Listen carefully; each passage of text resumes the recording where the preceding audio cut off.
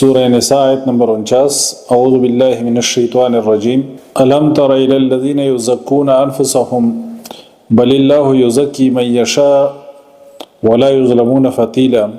الم تر، کیا نہیں دیکھا تو نے، الی الذین، ان لوگوں کی طرف، یزکون، پاک کہتے ہیں، انفسهم، اپنے آپ کو، بل اللہ یزکی، بلکہ اللہ ہی پاک کرتا ہے، من یشاء، جس کو وہ چاہتا ہے، ولا یظلمون، اور وہ ظلم نہیں کیے جائیں گے، فتیلا، دھاگے برابر، یعنی کھجور کی گٹلی کے دھاگے برابر۔